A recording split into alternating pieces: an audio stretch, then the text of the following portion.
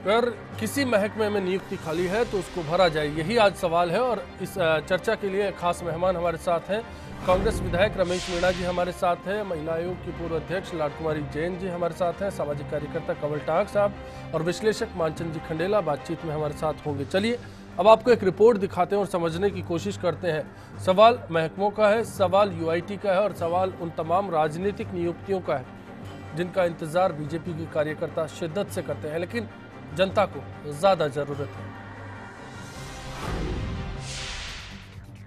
राजस्थान में पिछले 1.5 साल से अटकी राजनीतिक नियुक्तियों को लेकर चर्चा जोरों पर है। यूं तो सरकार बने 1.5 साल से ज्यादा का वक्त हो चुका है, लेकिन अब तक 6 बोर्डों को छोड़कर बाकी सभी आयोग और बोर्ड अपने मुखिया की बात जो रहे हैं।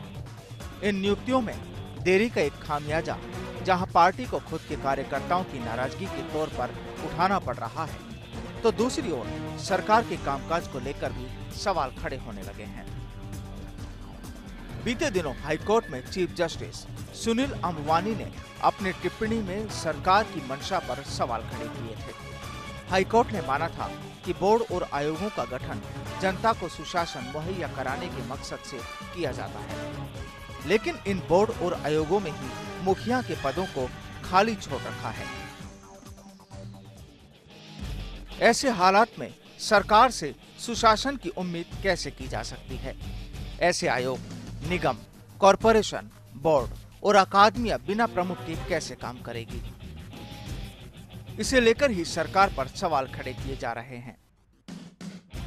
दरअसल हाउसिंग बोर्ड, गौ सेवा आयोग, एमसी आयोग, एसटी आयोग, आरटीडीसी, बीज निगम,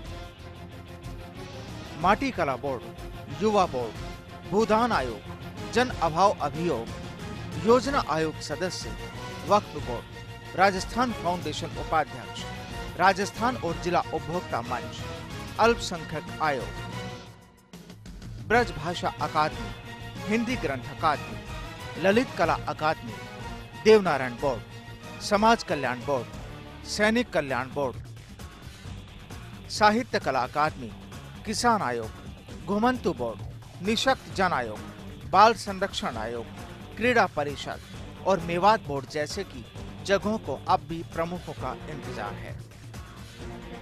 ऐसे में हाईकोर्ट की टिप्पणी के बाद बीते दिनों विवादों में रहे राजस्थान संघ लोक सेवा आयोग में पूर्व आईएएस अधिकारी ललित के परमार और ओबीसी आयोग में जितेंद्र राय गोयल को नियुक्ति मिली।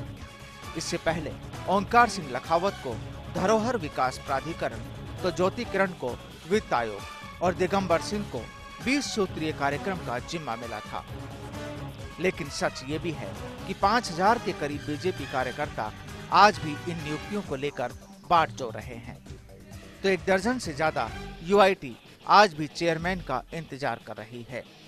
वहीं दूसरी ओर इन बोर्ड और आयोगों में काम नहीं होने से सरकार की छवि पर भी असर पड़ा है। इसका उदाहरण गुर्जरों की मांगों से समझा जा सकता है। गुर्जर हर आंदोलन में देवनारायण बोर्ड को सशक्त बनाने की मांग करते हैं, पर यहाँ अब तक मुखिया ही नहीं है।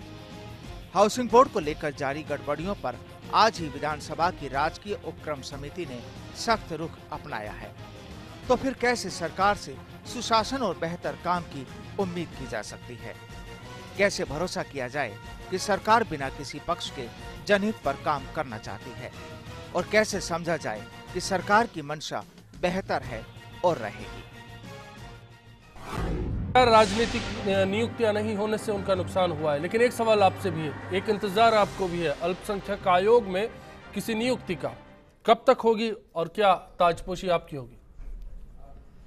सब वो तो सरकार के हाथ में है और ये कंटिन्यू चुनाव चलते आए और ये लास्ट चुनाव हो रहे हैं। चुनाव के बाद माननीय मुख्यमंत्री जी और सत्ता और संगठन दोनों मिलके और अच्छे अच्छे आदमियों को नियुक्तियां देंगे, इसमें कोई डाउट नहीं है। क्यों चुनाव चलते, काफ़ी कंटिन्यू चुनाव चलते रहे, एक चुनाव छोड़ के एक चुनाव, एक चुनाव छोड़ के एक चुनाव। सलावत खान साहब, ये समझो कि 1.5 साल में बीजेपी को काम करने का मौका नहीं मिला, सरकार को काम करने का मौका नहीं मिला, आपकी मुख्यमंत्री को काम करने का मौका नहीं मिला।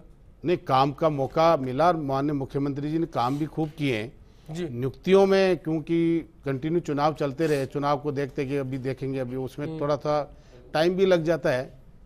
ऐसी परिस्थितियां, ऐसी चीजें हैं, तो अब जल्दी क्या से ऐसे हालात बने? सिर्फ चुनाव के कारण आपने नियुक्तियों को 1.5 साल अटका दिया? नहीं, वो भी चुनाव भी होते रहे और भी देखिए कंटिन्यू काम भी करते रहे, नई सरकार लाड कुमारी जी हमारे साथ है। लाड कुमारी जी जब महिला आयोग में थी, कुर्सी पर कायम थी, तब उस दौरान हमने देखा सरकार को कितनी जल्दबाजी थी, सुविधाएं हटा ली गई सरकार की ओर से। का जो फरमान जारी हुआ उसमें सभी आयोगों के अध्यक्षों को कुर्सी छोड़ने के लिए कहा गया था। ऐसी क्या जल्दबाजी थी फिर सलावत खान साहब? जी, ऐसी जल्दबाजी कोई नहीं थी। और अभी जैसे जिसको जो मान सम्मान दिया हुआ था कानून के तहत, उनको किसी को वो नहीं थी। माननीय मुख्यमंत्री सबको साथ लेके चल रहे हैं। चलिए, ये क्या प्रथा है, मैं इस पर बात करूंगा। उससे पहले लाड कुमारी जी आपसे जानना चाहूंगा, जो हालात, जिन हालात का आपने सामना किया, जो सरकार का रुख था, वो क्या था? देखिए, ये तो स्वाभाविक है कि सरकारें चुनाव के बाद जो भी दल बहुमत में आता है, सरकार बनती है, और सरकार बनी कोई नई परंपरा नहीं है। लेकिन ऐसा नहीं हुआ है पहले की हिस्ट्री में, जहाँ तक मुझे याद है, कि जिनका कार्यकाल, क्योंकि सारे आयोग जो है वो कॉन्स्टिट्यूशनल बॉडी होती है और एक एक्ट के तहत, कानून के तहत उनको बनाया जाता है और उनका कार्यकाल उसी तरह फिक्स होता है, निर्धारित होता है। और ये चुनाव होने के बाद, दिसंबर के बाद से ही, जब जिस तरह से बाल संरक्षण आयोग और महिला आयोग या दूसरे आयोग, क्योंकि कुछ आयोगों पे तो सीधा सीधा प्रेशर था और उनके पास उनका अपना स्टाफ नहीं था, बिल्कुल, और उनका स्टाफ गवर्नमेंट ने विड्रॉ कर लिया। जैसे बाल संरक्षण, मैंने दीपक जी जो इतना अच्छा काम कर रही थी, लेकिन मैंने उनसे पूछा आपने रिजाइन कैसे किया, या वृद्धजन आयोग के उनसे पूछा कि मैडम प्रेशर था और स्टाफ विड्रॉ कर लिया। आपको भी कार्यकाल पूरा करने के लिए कानूनी लड़ाई का सामना करना पड़ा। इसलिए करना पड़ा कि ये एक आपको ताजुब होगा कि यदि हमारी सरकारें, जिनके ऊपर जिम्मेदारी है संविधान को सही तरीके से उसका क्रियान्वयन कराने की, कानून का सही तरीके से क्रियान्वयन कराने की, जी, सरकार के द्वारा ही यदि, क्योंकि महिला आयोग के अधिनियम एक्ट जो 99 का है, उसमें जो धाराएं, उपधाराओं में जो प्रावधान था कि आफ्टर अपॉइंटमेंट जो 3 साल के लिए किया जाता है, उसमें कोई इसी तरह का कुछ नहीं होगा। लेकिन आपने इस तरह का जो ऑर्डर था पहले से कि किसी आयोग का अध्यक्ष बनाने के बाद ये उनको करना और ये उनके पास सुविधा है, आपने उस लेटर को विड्रॉ किया जिसमें टेलीफोन, कन्वेंस वगैरह सब कुछ है। मैंने उसके बावजूद 3 महीने तक मैंने कुछ नहीं किया था कि शायद इसमें यदि सरकार के द्वारा ही कानूनों का उल्लंघन हो, एक्ट का उल्लंघन हो, तो ये सारा, और मैंने इसलिए चैलेंज। लाड कुमारी जी, क्या लगता है मौजूदा सरकार ने नियुक्तियों के नाम पर राजनीति ज्यादा की, काम कम किया? देखिए, ये वर्तमान जो भी सरकार है और जो दल है, उनके पास इतनी मेजोरिटी में लोग भी आए हैं, और मेरे को समझ में नहीं आ रहा कि तुरंत यदि जिन लोगों को हटाया था, 1.5-2 साल हो गया, आपको अपने लोगों को बिठाना भी था, तो 1.5-2 साल से पद खाली क्यों? बिल्कुल, ये एक बड़ा सवाल है, ये बड़ा सवाल है। रमेश मीणा जी यही जानना चाह रहे हैं और इसको लेकर लगातार कांग्रेस ने भी आवाज उठाई है, लेकिन हुआ कुछ नहीं। बाद में बात करूंगा कि आपके कार्यकाल में भी ऐसा होता है, ये दस्तूर है। फिलहाल मौजूदा सरकार के रुख पर बात करूंगा। ऐसा है कि जैसे ही भारतीय जनता पार्टी सरकार बनी, बड़े बहुमत के साथ आई, लेकिन इनमें आपसी असंतोष कहो, आपसी फूट कहो, इसकी वजह से सबसे पहले तो मंत्रिमंडल का गठन भी बहुत समय बाद कर पाए। उसके बाद अभी जो प्रॉब्लम से चल रही है इनमें कि ललित गेट मैटर आ गया, अभी प्रेजेंट में आप देख रहे हैं रिसेंट राजस्थान आ गया, इसकी तैयारी में लग रहे हैं। उनके पास समय नहीं है अभी कि वो नियुक्तियां कर पाएं। और ये राजनीति जो नियुक्तियां होती हैं मुख्यमंत्री के चाहते ऊंची पहुंच वाले लोगों के लिए, जबकि होना ये चाहिए कि एक समयबद्ध कार्यक्रम हो, समयबद्ध जो पार्टियां होती हैं उसी के हिसाब से नियुक्तियां हों। लेकिन भारतीय जनता पार्टी आपसी विवादों में, भ्रष्टाचार में 1.5 साल में कुछ कर नहीं पाए। और राजनीतिक नियुक्तियां तो इसलिए नहीं हो पा रही है कि एक खेमा बहुत सारे लोग हैं, पद कम हैं और आपसी खींचतान जारी है। इस वजह से ये तय नहीं कर पा रहे हैं कि भाई अभी ये चुनाव भी बीच में चल रहे हैं। सलावत जी ने कहा कि हम चुनाव में हार जाएंगे, लेकिन 1.5 साल से कुछ नहीं कर पाए, तो इसका अभी भी इनको डर है कि कहीं हमने नियुक्तियां कर दी, लोगों में एक ग्रुपबाजी पैदा हो जाएगी और इसका खामियाजा आने वाले ये चुनाव में कांग्रेस ने क्या सरकार पर इसका प्रेशर क्रिएट किया? जी, सरकार पर जो दबाव कायम करना चाहिए विपक्ष के नाते आपको, वो आपने किया? फिर हम कर ही रहे हैं। जब भी कोई मौका मिलता है हमें, जब विधानसभा में जब भी बात करते हैं तो हम सारी बातें करते हैं। जैसे लाड कुमारी जी ने के समय में हुआ कि ये इसकी भी नहीं कह रहा हूं मैं, राज्यपाल राम नाईक जी ने भी कहा, आपके वेंकट नायडू जी ने भी कहा कि राज्य नियुक्तियां एक उसी परफेक्स में होनी चाहिए, राजनीतिक नियुक्तियां होनी चाहिए और तय मियाद पर होनी चाहिए। अगर नहीं होती है तो इसका क्या फर्क पड़ेगा, ये एक बड़ा सवाल है। और कमल ठाक साहब, अब आपसे जानना चाहेंगे फर्क क्या पड़ेगा सबसे ज्यादा, क्योंकि सरकार को लगता है कोई फर्क नहीं पड़ेगा। 1.5 साल बीत गए हैं, हो सकता है कि 2.5 साल और 3 साल भी लग जाए। ये जो आपने कहा, सरकार को तो कोई फर्क नहीं पड़ेगा, लेकिन जनता को बहुत फर्क पड़ेगा, क्योंकि ये बनाए गए हैं जनता की समस्याओं को दूर करने के लिए। आप सोचिए कि हर विशेष वर्ग को लेते हुए उस पूरे वर्ग की बात को सुनने के लिए एक इंडिपेंडेंट व्यवस्था की गई है, जिसमें कोई राजनीति नहीं होगी, जिसमें कोई राजनीतिक विचारधारा नहीं होगी, जिसमें स्वतंत्र व्यवस्था होगी और स्वतंत्र व्यक्ति होंगे जो स्वतंत्र रूप से सरकार के किसी दया, रहमो करम और इन सब बातों से परे हटकर जो विषय है, जो मुख्य बिंदु है, उनके ऊपर ध्यान रखते हुए संविधान के अंतर्गत फैसले करेंगे। तो ये किसको जरूरत थी? सबसे ज्यादा जरूरत तो जनता को ही थी, और जनता को है। अब बात क्या आती है कि जो काम स्वतंत्र रूप से करना है, जो आयोग स्वतंत्र रूप से बनाने हैं, उनको लगाने के लिए, उनकी नियुक्तियों के लिए राजनीतिक आधार है। उनकी नियुक्तियां ही राजनीतिक नियुक्तियां कहलाती है।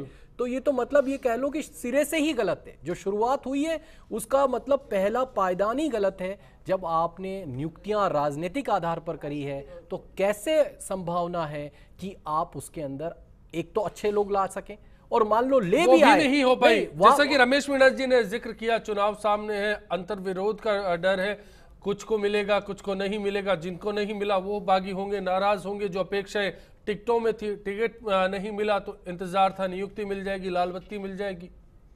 ये सब बातें हैं और ये सब चीजें हैं, क्योंकि लोग क्या कर रहे हैं, अब जब आप राजनीतिक नियुक्तियां करते हैं तो उसके अंदर यही लालसा रहती है कि अच्छा ठीक है, जैसा आपने भी कहा कि 5,000 लोग बाढ़ जो रहे हैं, तो मतलब ये है कि आप लोगों को, मतलब हम सब लोगों को पता है, राजनीति वालों को पता है, समाज सेवा करने वालों को पता है, ब्यूरोक्रेट को पता है कि ये, अभी आपने भी कहा जैसे मीणा साहब ने भी, कि मुख्यमंत्री के चहेते और जो बड़े लोग हैं उनको मिल जाएगी। तो ऐसी व्यवस्था आप जब इस तरह के आयोगों की और इस तरह के स्वतंत्र निकायों के प्रति रखेंगे तो उसमें एक तो अच्छे लोग मिलना मुश्किल है, और दूसरी सबसे बड़ी बात यह है कि अगर उसमें अच्छे लोग मिल भी जाएं तो वो राजनीतिक दबाव में काम कर पाते हैं, क्योंकि उनको पता है कि वो किसी न किसी रहमो करम से आए। ये एक और आदर्श बात हमारे सामने आई कि हालात क्या है, सच्चाई क्या है। मानचंद खंडेला साहब, वसुंधरा राजे सरकार की सबसे बड़ी मजबूरी क्या है ताजा हालात में? क्यों नियुक्तियों को लेकर देरी की जा रही है? सलावत खान साहब ठीक है, या रमेश मीणा जी ने जिस बात का जिक्र किया वो बात कहीं इशारा करती है हालात का? देखिए, मैं ये समझ रहा हूं कि शायद अभी तो बहुत इंतजार कर सकते हैं। पिछली सरकार ने 3.5 साल के बाद में नियुक्ति देना प्रारंभ किया था। मैं कुछ बातें आपसे बताना चाह रहा हूं। ये जो है मुख्यमंत्री की पॉलिटिकल स्ट्रेटजी होती है कि मेरे इर्द गिर्द घूमते रहे, मेरी चमचागिरी करते रहे, जो कुछ मैं कहूं उसको करते रहे, नाड़ हिलाते रहे और क्वेश्चन नहीं करें। और ये केवल बहाने हैं कि इलेक्शन है या नहीं है। इलेक्शन में इतने काम तो आप कर रहे हैं, रिसर्जेंट राजस्थान के लिए कुर्बान होने को तैयार हैं। क्यों? कि उसमें पैसा आना है और पैसा जाना है, और दोनों बातें मैं इन्वर्टेड कोमा में कह रहा हूं जी। दूसरी बात मैं कहना चाह रहा हूं कि अगर नियुक्ति जो सरकार नहीं कर सकती वो सरकार कहेंगे, सड़क तरह चलने वाली कोई चीज कहेंगे उसको। तीसरी बात मैं यहां पे कहना चाह रहा हूं कि इतना बहुमत मिलने के बाद में आपने 10 करोड़ सदस्य बना दिए, 80 लाख राजस्थान में बना दिए, और आपके नियुक्ति के लायक व्यक्ति नहीं मिल रहे। और जब नियुक्ति करना हो, लखावत जी को सबसे पहले आपने कर दिया। भाई ऐसी क्या जल्दी जा रही थी? फिलहाल एक ब्रेक के बाद सुशासन पर बात होगी। जिस वादे को लेकर सरकार आई, क्या उसको पूरा कर पाएगी बिना राजनीतिक नियुक्तियों के?